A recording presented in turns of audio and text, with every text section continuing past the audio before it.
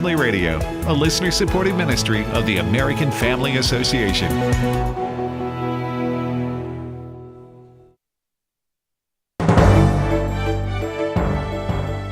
For American Family News, I'm Chris Woodward. There is less danger in some places and more in others after a massive earthquake in Russia. Fox's Lillian Wu has more. Tsunami advisories have been canceled for the coastal area of Southern California, ranging from Rincon Point to the California-Mexico border. But tsunami warnings are being issued in Central and South America, where authorities have ordered evacuations following the magnitude 8.8 quake that struck off Russia's eastern coast, initially sending millions fleeing for higher ground there in northern Japan, Hawaii, and the west coast of the U.S. Russia's news agencies also reporting that one of the world's highest volcanoes, the Kulshevskoy volcano on the Kamchatka Peninsula, started erupting following the quake. Well, as we have reported on AFN, President Donald Trump has reduced a time frame for Russian President Vladimir Putin to end the war in Ukraine. What was a 50-day deadline has drawn down to 10 days. If there is no ceasefire, the Trump administration may put sanctions on countries that buy things such as oil and gas from Russia. And talking about this on Washington Watch, Senator Lindsey Graham said he agreed with the idea. Putin could care less, apparently, about how many Russians get killed in the battle. Hundreds of thousands have been killed and wounded. I don't think he cares about sanctions because he lives pretty well, him and his cronies. So what we're doing, I've talked to President Trump about, is go after the customers. Russia's economy is propped up by fossil fuels. Countries that buy Russian oil and gas include China, India, and Brazil. The EPA has released a proposal to rescind regulations that pave the way for electric vehicle or EV mandates. Energy Secretary Chris Wright made these comments during a segment on Fox with the EPA administrator. We need to restore some common sense around climate change or energy, because the net result of what we've been doing is just impoverishing Americans, shipping jobs overseas, and doing pretty close to nothing on global greenhouse gas emissions. We don't want to tell people what car to drive or what kind of shower head to use or what their hot water heater should look like. We want Americans to choose. Environmentalists are not pleased, but groups such as Power the Future and CFACT are applauding the proposal.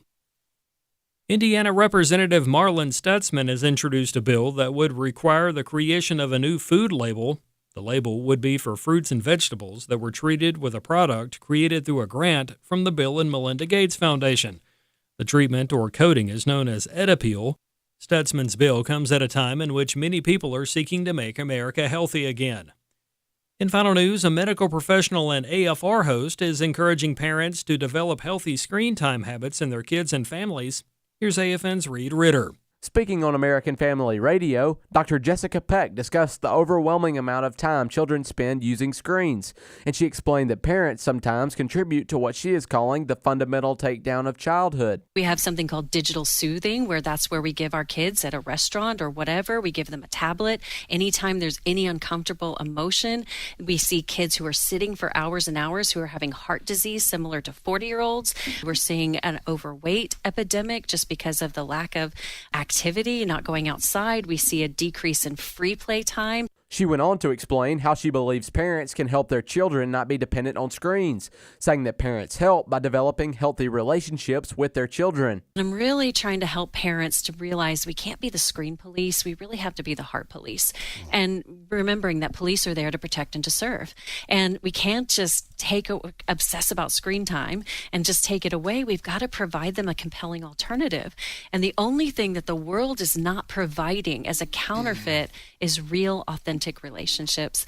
God designed kids to want a relationship with their parents, and that is where we need to step in and fill in the gap. For parents who may struggle with their own screen time management, Dr. Peck offered an encouragement. I think the first thing to do is to give yourself grace and space to be human, recognize that it's a problem, ask the Lord to help you. I'm Reed Ritter. That's all our time for now. Find more news on AFN.net.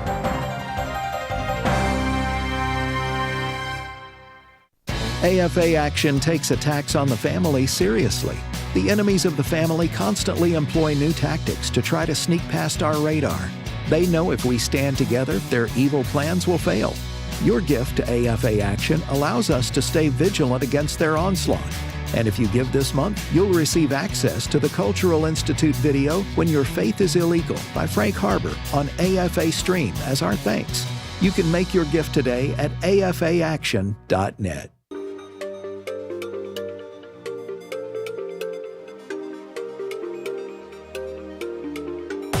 We inform. Religious freedom is about people of faith being able to live out their faith, live out their convictions, no matter where they are.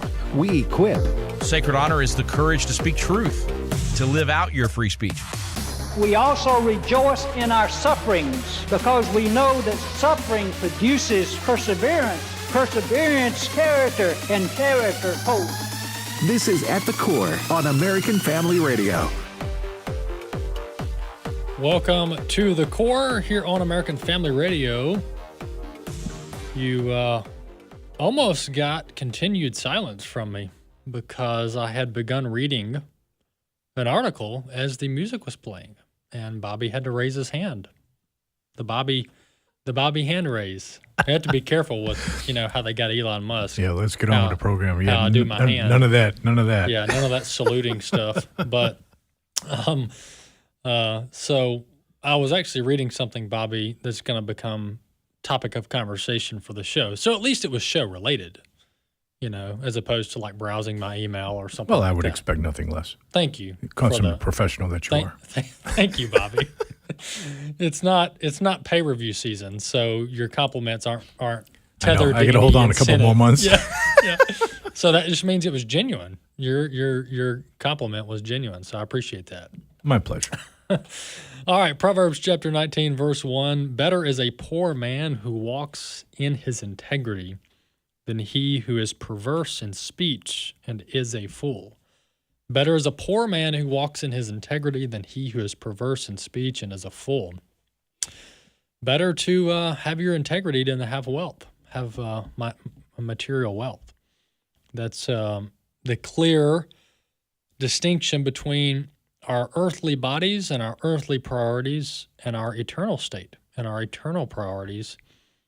And integrity is part of our faithfulness to God.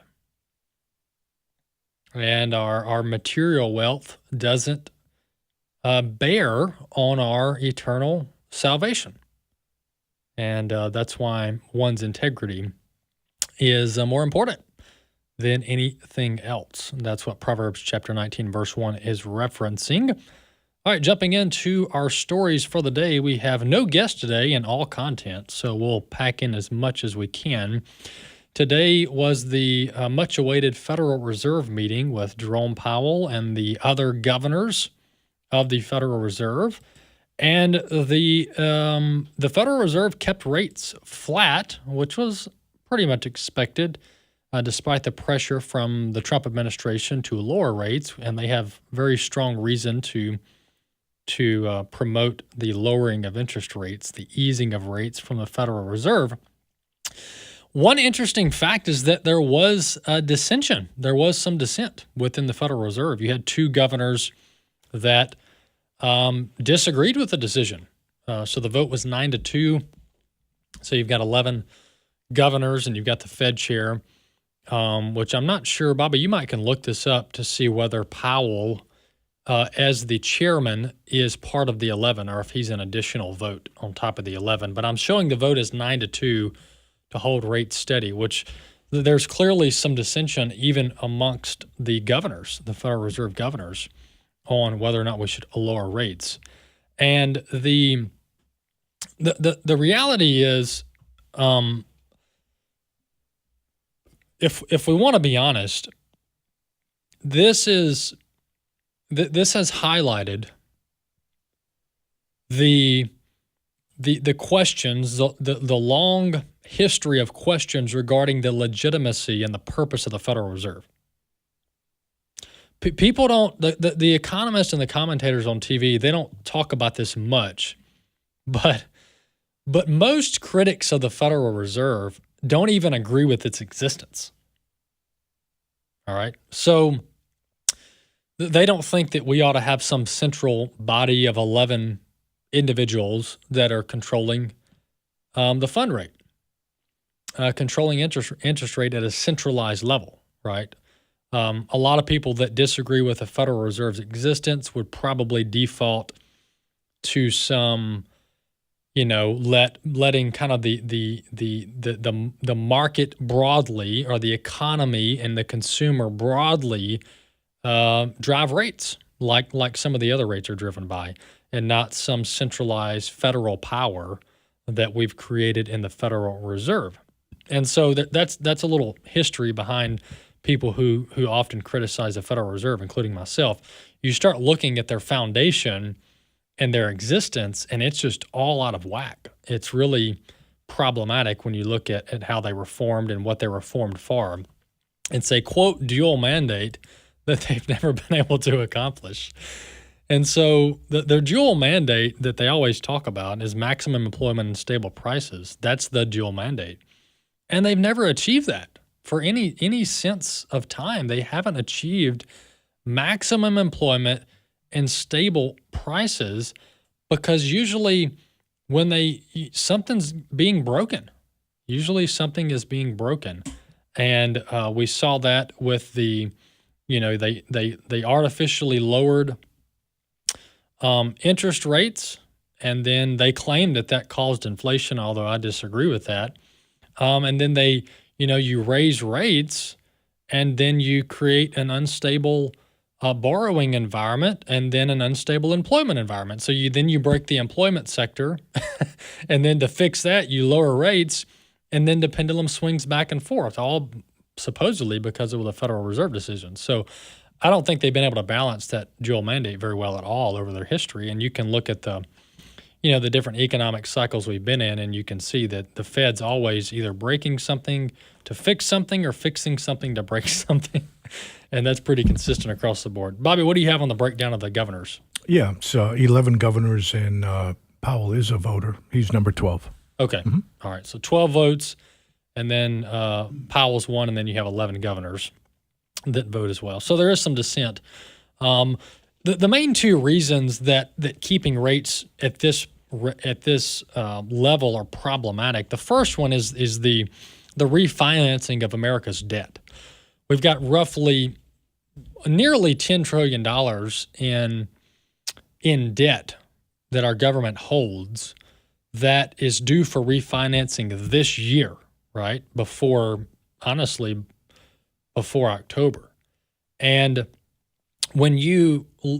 if Powell were to lower rates even by 25, 50 basis points, you're talking about saving hundreds of billions of dollars in interest payments with the national debt. So President Trump makes a strong case as to why just a small easing of rates could drastically help the U.S. on our refinancing of the debt. But Powell is just completely disinterested in lowering rates. And I know I sound like a broken record, but there's a lot of folks that are just now tuning in, and they haven't been listening to me for 3 months rant about these topics. So this is helpful for them.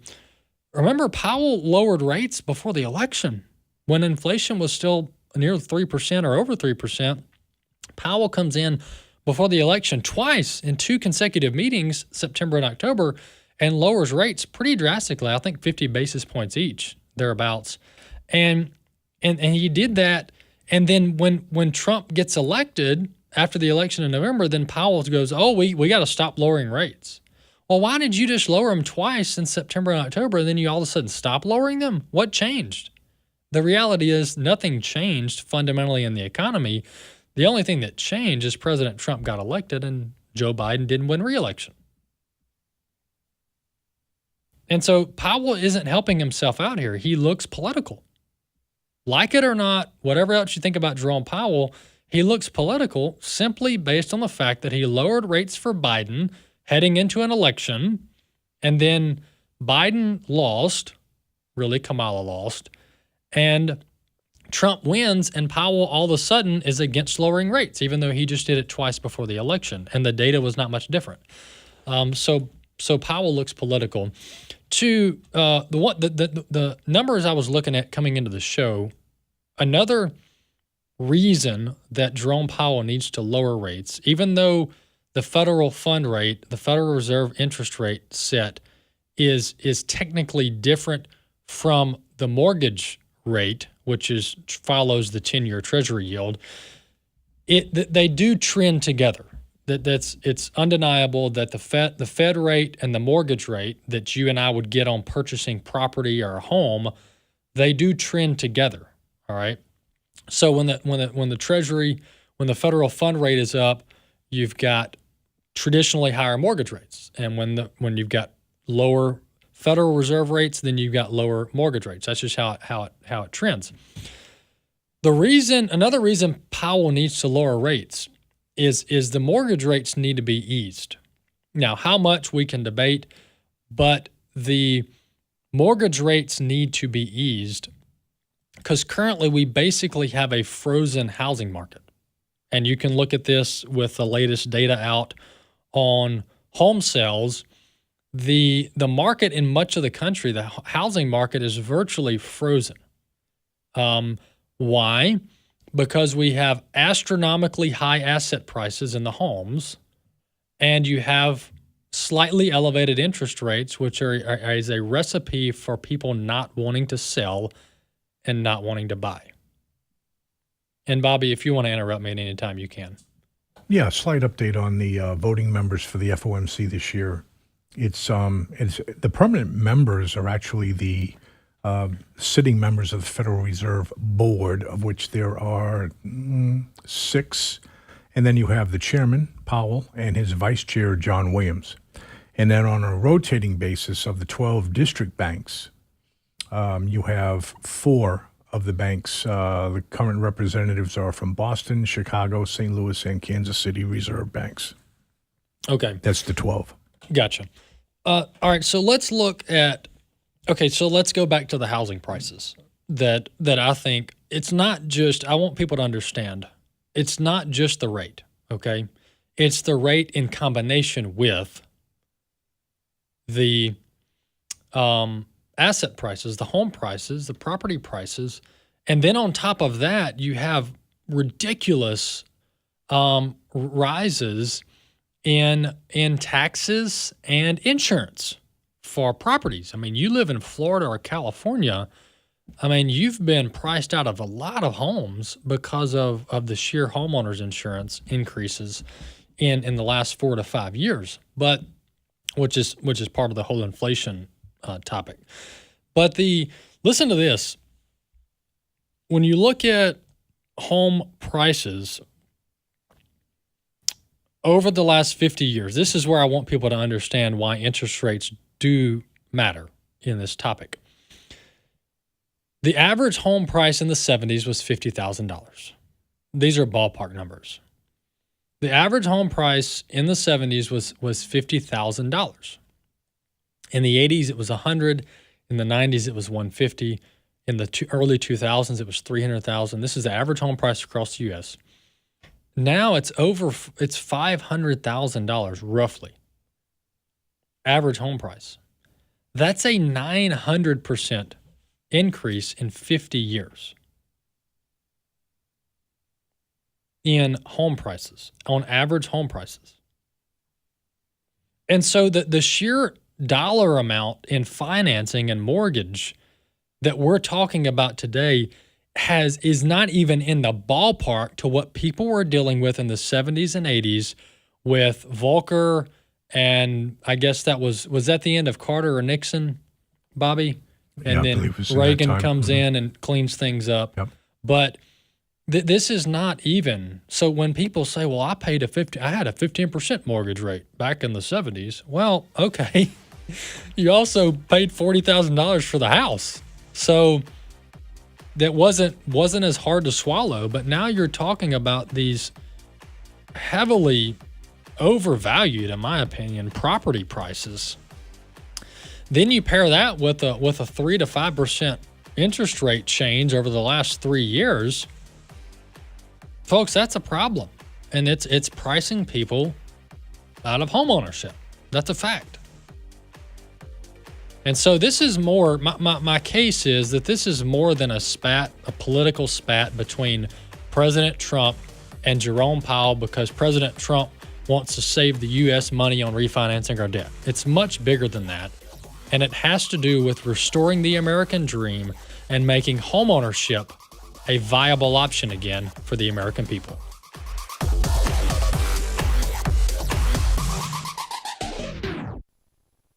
Then Saul clothed David with his armor. He put a helmet of bronze on his head and clothed him with a coat of mail. My name is Abraham Hamilton III, and this is the Hamilton Minute. 40 days of twice daily taunting from Goliath sent Saul and the Israelite army reeling in fear. But David's passion for Yahweh, conviction, and full persuasion stirred King Saul. When people are on fire for God, it often provokes others to glob on to that fire. But we must be careful to resist the well-meaning overtures of the flameless bystanders. Saul meant well, but his armor couldn't help. It would only slow David down. Listen each weekday from 5 to 6 p.m. Central for the Hamilton Corner, or visit the podcast page at afr.net for more from Abraham Hamilton III, Public Policy Analyst for the American Family Association. Hey, I'm Brant, and her name is Sherry. Hello. She's a friend of mine whom we were just praying for because of a surgery she just went through. Yes, and I am very happy about something you actually talk about all the time, which is Medishare. That is right. Yeah. So what was your experience like with Medishare and the healthcare bills? Honestly, Brant, seamless. And what a blessing that is when you're already nervous about a health issue, which I was. Yeah. Members shared my expenses. There were zero problems. And let me tell you, having people pray with you when you call in with your need, that is just... It is refreshing. Yes, that's what it is. What I keep telling people. People love Medishare, and they love saving tons of money, too. The typical family can save $500 a month. I am very thankful for Medishare. It is so different, and I mean different in a very, very good way. It is good different. Call now. They're easy to talk to, and you can get a price within 2 minutes. Call 833-44-BIBLE. That's 833-44-BIBLE. 833-44-BIBLE. Hello, everybody. I'm Walker Wildmon, Vice President here at American Family Association. Well, my brother Wesley and I were following in the footsteps of my dad, our dad, and my grandfather, Don Wildmon, by leading tours to places of the Bible. And so this next March, we're going to be going to Greece and following the footsteps of Paul. So we're so very excited about this trip, and we'll hope you'll join us. Here's a couple of the places that we're going to visit. We're going to visit Philippi, Thessalonica, Corinth, and all the various Greek cities that you read about in the book of Acts and Paul's epistles. And so you can find the dates, locations, pricing, and much more over at wildmangroup.com. You can also find out more about my dad's trip and my mom over to Israel. They're going to be in Israel in March as well. These trips are back-to-back, and you can do both if you would like. All the information about Footsteps of Paul, Greece, Israel, all of these trips in March of 2026, just visit wildmangroup.com. At the Core podcast are available at afr.net. Now, back to At the Core on American Family Radio. Welcome back to the Core here on American Family Radio. Glad to have you with us this segment. As a reminder, we do publish the show in the form of a podcast each and every afternoon. You can go to your podcast store, your podcast library, and type in At the Core, and you can subscribe to the program, and we will queue it up in your library each and every day. Let's go to some clips and talk about all that's going on, and maybe talk some more economic topics as well, since that's what we did the first segment.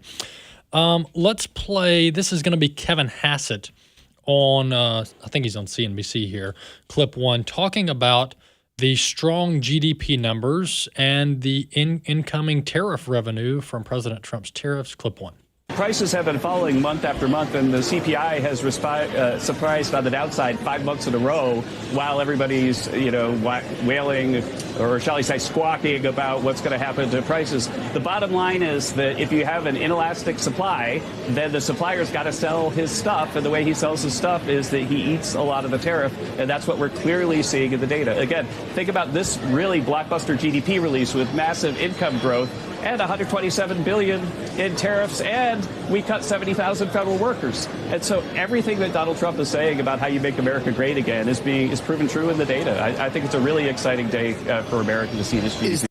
So that's National Council on Economic Advisors Chairman Kevin Hassett talking about strong 3% GDP numbers. And remember, this is coming on the heels of we had a technically negative GDP report last quarter, and then the word recession was thrown around everywhere. Right, this is the start of the recession, and then we'll have negative GDP again, and that'll be a technical recession. But that's just not the case. So now we've got 3% GDP, and I think that's just going to go up. How negative was it? Was it -1? It wasn't far negative. So for all intents and purposes, this is the better part of a 4% recovery. Correct. In one quarter. That's correct. Yeah, it was down 0.5. Yeah, and that was Q1. That was quarter one. So January, February, March. And then this print was January, February, March, April, May, June, which we're getting the numbers in July. So 3.5-4% increase from last quarter in GDP, and this is the President Trump tax cuts extension, and all the economic growth is going to be spurred from the One Big Beautiful Bill hasn't even taken effect yet. I was just getting ready to say, the wheels haven't even started turning, really. Mm-hmm. No, you're talking January. It's all still planning. Yeah, exactly. Here's what's coming. Yeah, exactly. And we've got AI on the precipice of a breakout. Energy is going to do a breakout because you got to have energy to fuel AI. So you've got reshoring of manufacturing. A lot of upside. And this is where, when you factor all that in, Bobby, when President Trump's team talks about 6 and 7% GDP, that's not crazy talk. Not at all. When you've got AI, energy boom, you're having another energy renaissance is what we're going to have. Yes. And then you factor on top of that the reshoring and the tariff revenue. And rare earth minerals that are really, really now getting licensed and actually putting shovel to earth type thing. Yeah. 6 to 7% GDP is not crazy when you factor all that in. And this is where Trump's team is relying on that. I mean, this is why they despise the CBO numbers for all the One Big Beautiful Bill, and they continue. And everything they've said has virtually come to existence, come to fruition. So no reason to doubt them on that. CNBC also had a little bit of fun with the GDP numbers. The different hosts and Santelli talk about how, the Democrats have been squealing about, we're going to have a recession and everything's falling apart and Trump doesn't know what he's doing. And we're going to have, inflation from the tariffs. And none of that's happened here. So this is going to be the clip too. Let's listen. The left and people that don't like the president and don't want things to work. And, like Senator Elizabeth Warren will come on and say, inflation's out of control and the economy is getting killed by what's happening by these tariffs. This 3% with the market at new highs, and really we haven't seen inflation, go up back to 3%. Maybe it will this week. Maybe we'll see it. But none of these horrible things have happened, but they still talk like it's happening. It's amazing. Well, there's an important lesson there. Don't pick a congressman to be your money manager. That's what I would say. He's awesome. In the end, Congress has their own reasons to point out certain things, and the Democrats, of course, as you pointed out, really don't want to see the current administration have some success. But there's no doubt that this is some success. We're seeing more horsepower. We're seeing better equities. Inflation really hasn't changed much in the last year or so. So that's CNBC talking about how great the GDP numbers are, how inflation has not shown up yet. And then the host is like, well, maybe it'll show up this week. Well, maybe, but you guys said it was going to show up 60 days ago, and it didn't. So why would it show up this week, right? What's shocking, Bobby, is that inflation's virtually been untouched. I mean, it's actually it's trended down. It's trending down, yeah. And that just defies, Bobby, all of the predictions. Because it's one thing if inflation was going up, but not as fast as the doomsayers predicted, but it's not going up at all. Yeah, and some of the most well-paid prognosticators in the market were all touting virtually the same thing. Yeah. And even as of late, there are some billionaires who are actually coming on CNBC. Mr. Langone, for one, out of New York City, who's basically turned his whole view around the tariffs and the Trump economy and so on and so forth. And in his words, he's a believer now. Yeah, for sure. A lot of people eating their words on the tariff predictions. The tariff revenue from President Trump's tariff just continues to go up. Thus far, we've had $150 billion collected in 2025, with projections of at least $300 billion by the end of the year. And this is, the tariff revenue. If you can bring in $300 to $500 billion in tariff revenue, and you don't see inflation go up via prices going up, who could argue against tariffs? Right. I mean, there is no viable case against tariffs.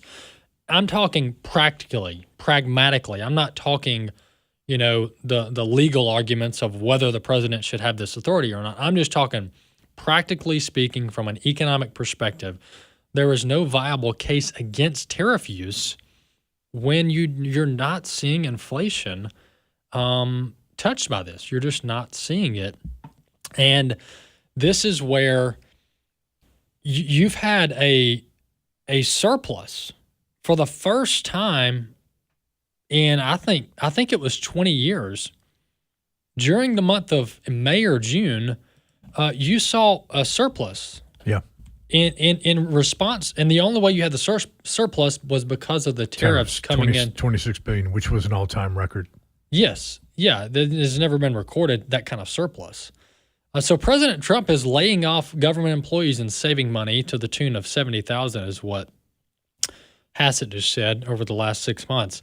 And you've got record levels of tariff revenue coming in recent history, and you've got a government surplus for the month for the first time in either forever or a long time, not forever, but a long time in modern history.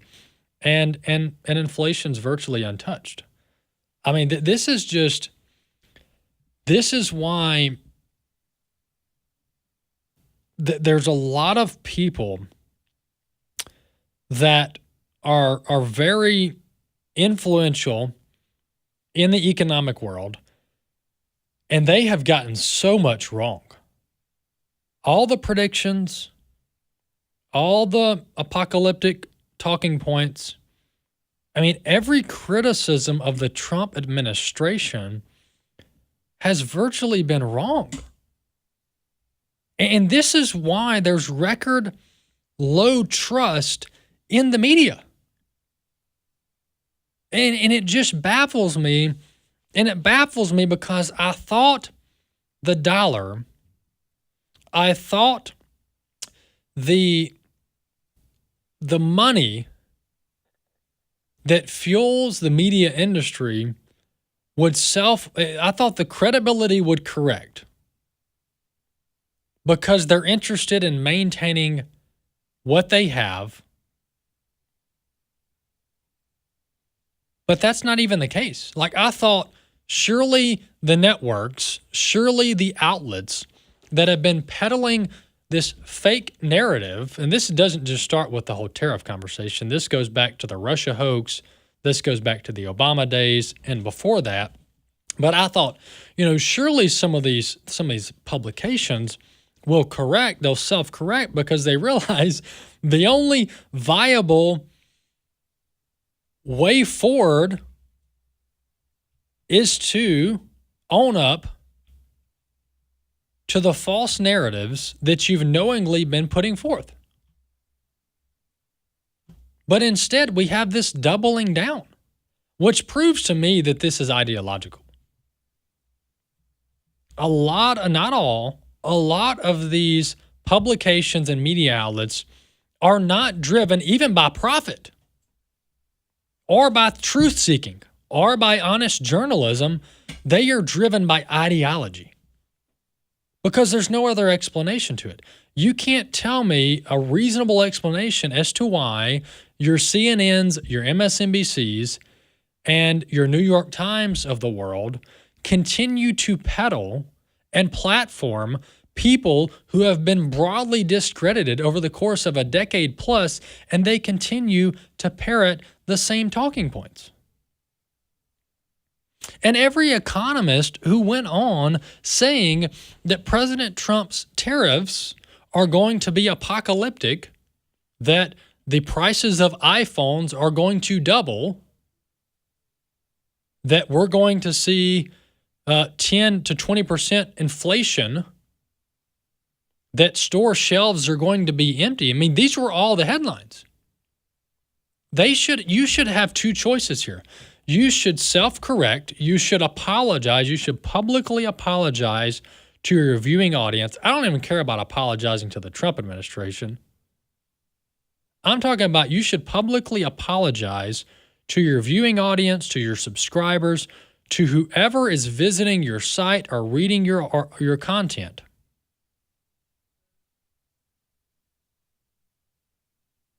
But you're not seeing that. You're not seeing that. And it's so baffling to me how wrong they get it. I mean, we talked about it several months, Liberation Day in April. I mean, every story was about how terrible it was, how this is going to wreck the economy, another recession. Some were talking Great Depression. I mean, you would just think that the world was ending. And none of that has come to fruition. So this explains the record low trust in media and the record low trust in journalism. And people wonder why Americans are prone to believing in conspiracy theories. That's because the government and the media, the legacy media, have built an environment of distrust. This is all self-inflicted. They've built an environment of distrust, and then we're the problem because we're prone to conspiracy theories. And this is really where, as a civilization, we're going to have to go one of two directions. You either restore trust in the institutions, which President Trump and others are trying to do. You either restore trust in the institutions, and I'm not just talking government, I'm talking across the board. You either restore trust in the institutions and maintain the civilization and maintain the country, restore credibility, or you continue to degrade trust in the institution, in the government, and you continue to sow seeds of chaos. And that ultimately leads to the downfall of the country. It leads to the downfall of civilization. What does that downfall look like? I don't know. I'm not talking doomsday end of the world. I'm just talking not the America we know and not the America we've known. Europe has gone through this. Other civilizations in history past have gone through this. But you cannot sustain a nation for any long extended period of time with this level of cynicism and distrust in the government and in journalism and news outlets and institutions. And this is why, whether we're talking about the Epstein files, which there's reportedly hundreds of thousands of files in DOJ custody, whether it's the FBI and restoring, faith in our law enforcement to equally apply justice across the board, whether it's Congress, the House, and the Senate, all of these institutions, public universities, media outlets, This is why all of this effort for transparency is important, because it's part of an overall movement to restore trust in America's institutions so that we can preserve our country for the foreseeable future. Without transparency, the conspiracies and the cynicism will grow worse. If we lose this cultural war, we're going to have a hedonistic, humanistic society. Discover the story of the culture warrior Don Wildmon and how he went head-to-head with Hollywood, Playboy, the homosexual agenda, and the Disney empire. The movement Don started paved the way for Christians to boldly stand for truth and righteousness in a hostile culture.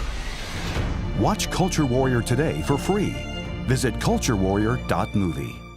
At Wesley Biblical Seminary, we believe God is raising up a movement across our nation and around the world who hold fast to the inerrancy of Scripture and the hope of holiness. We do this through bachelor's, master's, and doctoral degrees, certificate programs, and even training for lay people. So whatever your next step is in being equipped for ministry, we're here for you. And if you believe these are the kind of pastors we need leading churches in the future, we invite you to think about giving to Wesley Biblical Seminary. Learn more about us at wbs.edu. In the book of Isaiah, the word tells us, "The grass withers and the flowers fall, but the word of our God endures forever." In the same way, without careful planning, your financial goals could blow away like the seeds of a dandelion. It's never too early or too late to consider how a charitable gift annuity can help you meet the financial goals you've set for your loved ones, your causes, and yourself. Give AFA Foundation a call at 800-326-4543, extension 345, or visit our website, afafoundation.net. Let us explain how a charitable gift annuity can help you achieve your goals. As we read in Proverbs, the plans of the diligent lead to profit. Our phone number again is 800-326-4543, extension 345. And our website is afafoundation.net.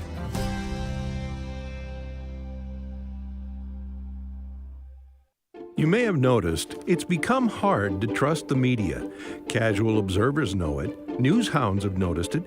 Even members of the media are talking about it. I'm very worried about the press, extremely worried about the press. Seasoned mainstream media pro Leslie Stahl says legacy media credibility is down because of people like Elon Musk and President Trump. If the President of the United States is going to say legacy media is dead, well, I guess Musk said that.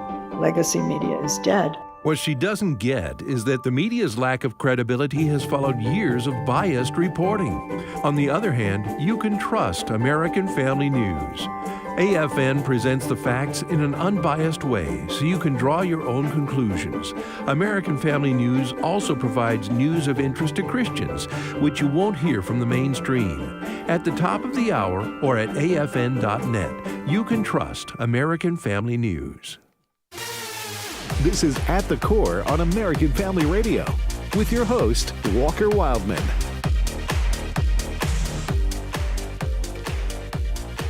All right, welcome back to The Core here on American Family Radio. Glad to have you with us today on the program. Well, if you thought the last few segments were interesting, you're going to like this one.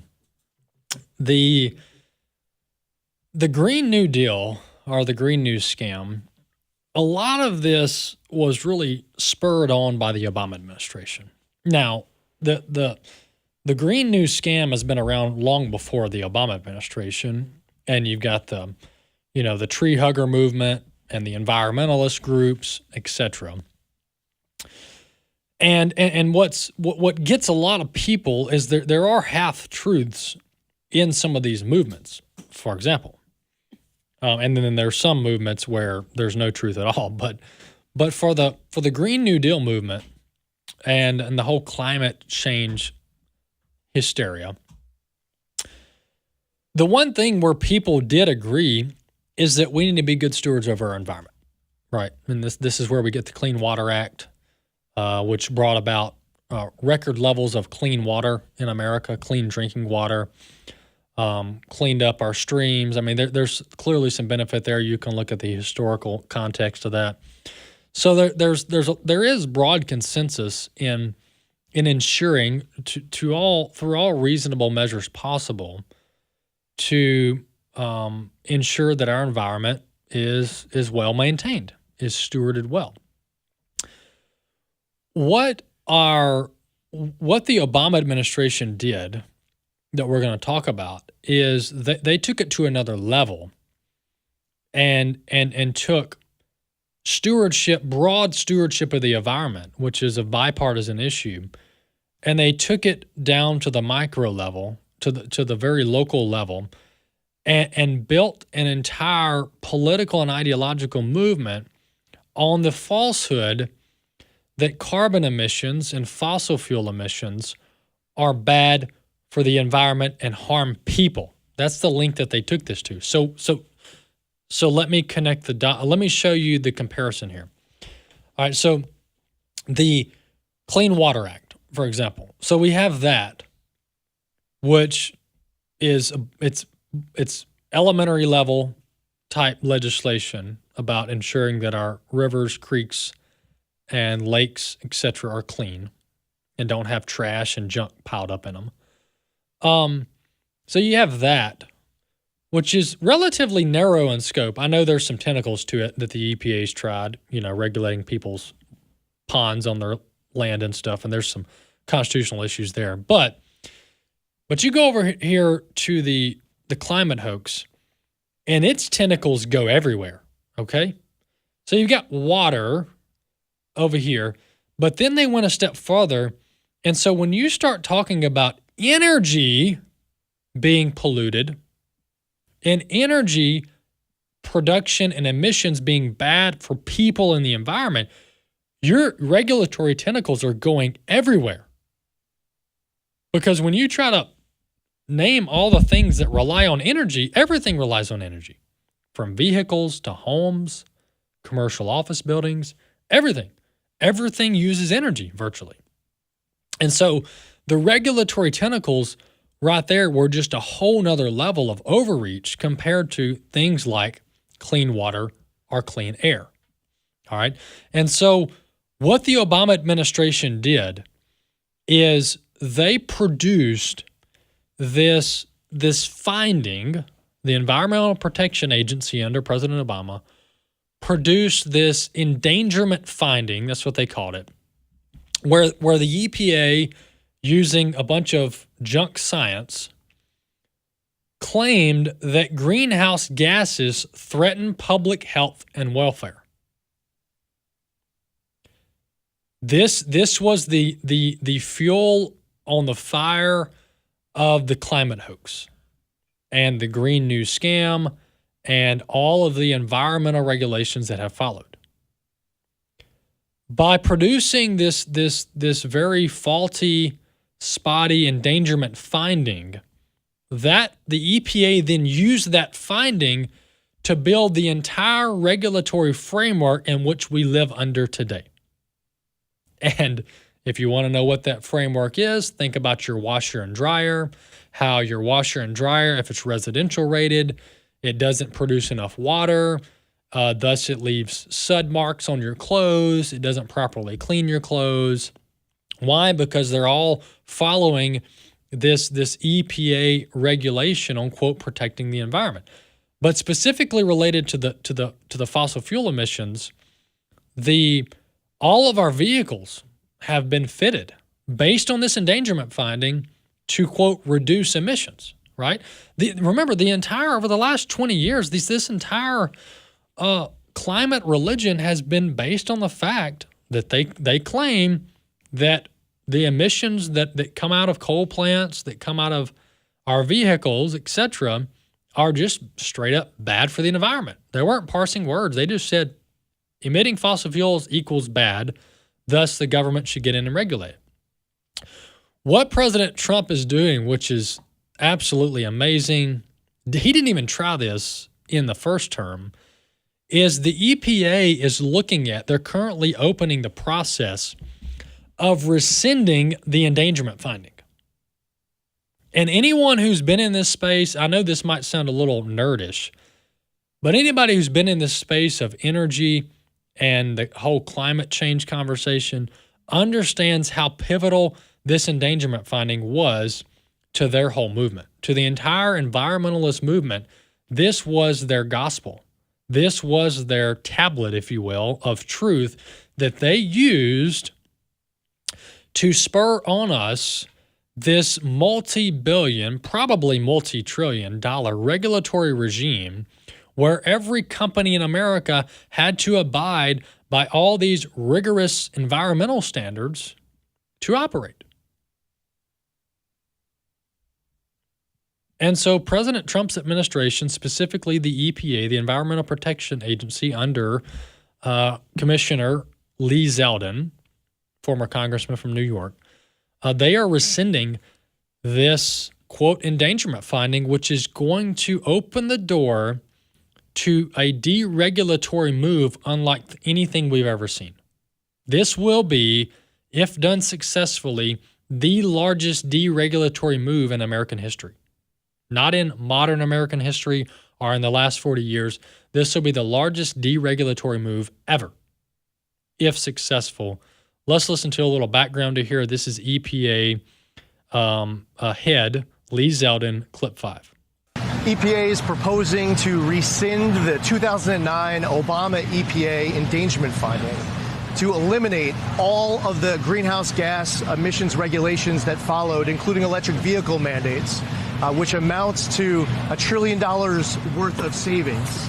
And on top of it, that much hated start-stop technology, EPA is also proposing to eliminate that off-cycle credit that incentivized it. As you just mentioned, if finalized, this amounts to the largest deregulatory action in the history of the United States, thanks to President Trump, the Trump mandate, and the American people. This, folks, this is what happens when truth prevails. Because there is not consensus on this topic of the effect of fossil fuel emissions on our climate, on our environment, to be more specific. There is broad debate in the scientific sector, if you will, on this topic. This is not, quote, settled science. And there are actually scientists that just fundamentally refute this notion that fossil fuels are in any way bad for the environment. Now there is some clear consensus on, for example, the effects of coal emissions. If you've got a housing complex directly next to a coal plant emitting high levels of ash and coal residue, there's clear consensus that, hey, that's not a good idea. Let's take some common sense approaches to protect civilian populations from, for example, mass coal emissions. But that's not what they were debating. That's not what they were talking about, because a lot of people can agree on that. And that doesn't come with this massive regulatory regime that they were going for. So what this has cost the American economy and the American consumer since 2009 is estimated over $1 trillion, or $54 billion every year. And so by rescinding the endangerment finding, we can actually start building things that work again. And we can actually start building things that are normal again. For example, the on-off feature, the auto start and auto on-off feature for the modern vehicle is one of the most ridiculous regulations and just applications of this endangerment finding that I know of. And what it has to do, anybody, my vehicle does this, anybody who's bought a vehicle probably in the last 5 to 10 years, it has this auto on and off feature. So you pull up to a stop sign and the car cuts off, and it's relying on your battery to run all the appliances. all the accessories. And then you let your foot off the brake, and then boom, the car cuts back on. And you're doing this stop and crank process just over and over and over again. It can't be good on the transmission. And it's completely unnecessary. It's completely unnecessary.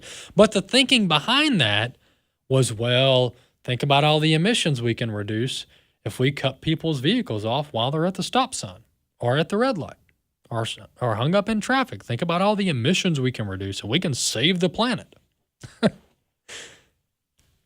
Folks, if fossil fuel emissions are as bad as they say they are, even though we know they're not, cutting my car off at the red light isn't going to save the planet.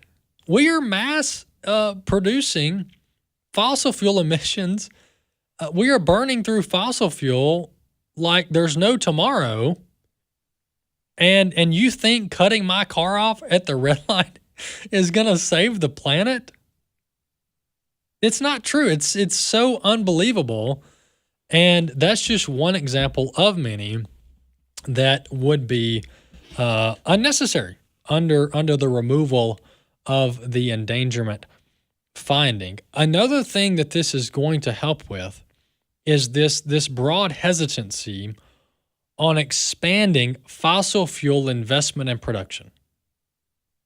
Because as it stands today, with this endangerment finding that is built on very faulty science, with this endangerment finding, you have basically poured water, cold water, on a industry, the energy industry, and made it to where they don't want to invest in your traditional energy sources because they're being told by everybody and their third cousin that the fossil fuel industry in and of itself is just destroying the whole planet. This entire climate change ideology is built on the falsehood that by emitting fossil fuels, which means by producing them as well, you are just destroying God's creation. And what business wants to operate under that type of environment where people say your entire existence is destroying our planet?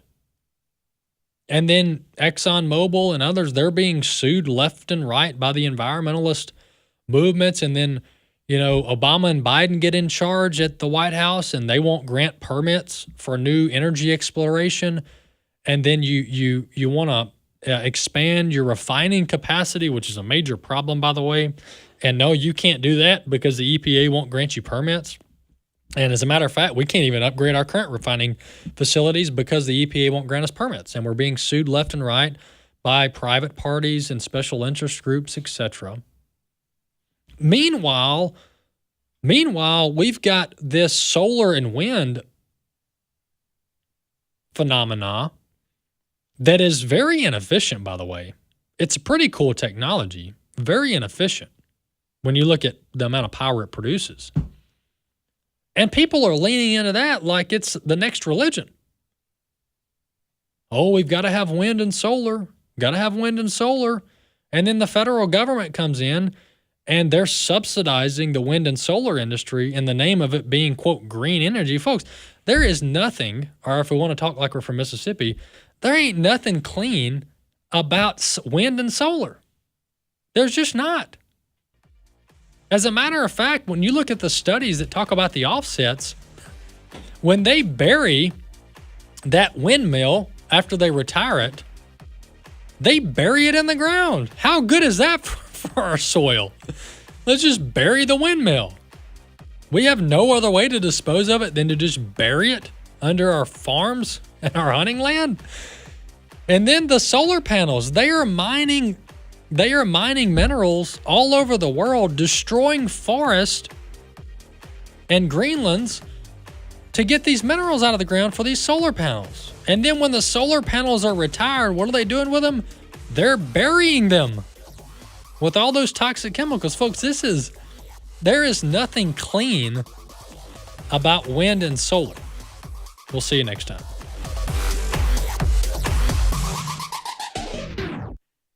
The views and opinions expressed in this broadcast may not necessarily reflect those of the American Family Association or American Family Radio. Faith, family, freedom. American Family Radio.